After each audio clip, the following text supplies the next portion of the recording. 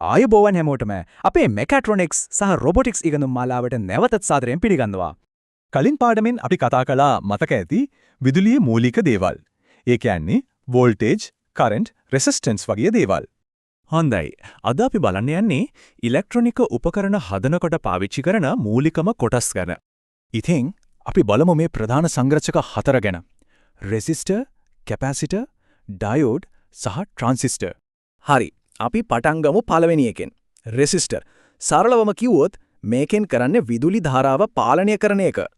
ඒ කියන්නේ පරිපථයක ධාරාව අඩු කරලා අනිත් සංරචක ආරක්ෂා කරන එක තමයි රෙසිස්ටර් එකක ප්‍රධානම කාර්යය. හිතන්නකෝ වතුර පයිප් එකේ තියෙන වැල්ව් එකක් වගේ.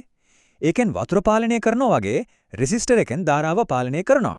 උදාහරණයක් ගත්තොත් LED එකක් වැඩි ධාරාවකින් පිච්චිලා යන එක නවත්තන්න අපි රෙසිස්ටර් එකක් දානවා.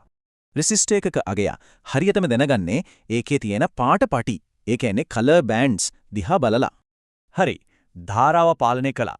දැන් බලමු ශක්තිය ටිකක් ගබඩා කරන කම්පොනන්ට් එකක්. ඒ තමයි කැපැසිටර්. බැටරියක් නම් දිගු කාලයක් ශක්තිය තියාගන්නවා.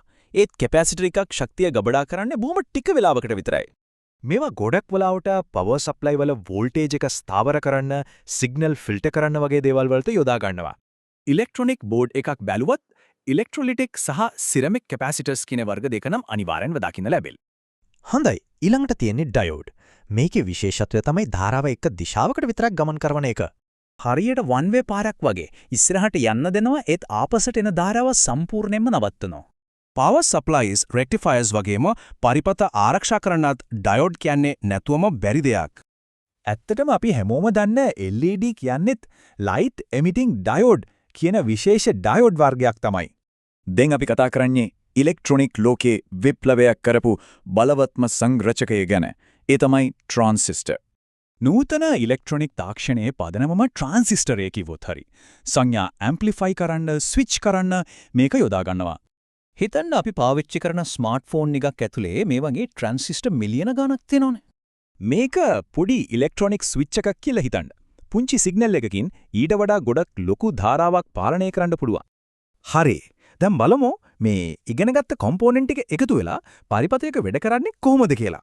සරල LED පරිපථයක් ගත්තොත් බැටරියෙන් වෝල්ටේජ් එක දෙනවා, රෙසිස්ටර් එකෙන් ධාරාව සීමා කරනවා, LED එකෙන් ආලෝකය ලැබෙනවා. ඉතින් අද අපි ඉගෙනගත්ත මූලික සංරචක හතර සහ ඒවායේ කාර්යයන් සරලවම මතක් කරගමු. ඊළඟ පාඩමෙන් අපි බලන්නේ බ්‍රෙඩ් බෝඩ් එකක් පාවිච්චි කරන්නේ කොහොමද කියලා. දිගටම රැඳී සිටින්න අපිව සබ්ස්ක්‍රයිබ් කරන්න.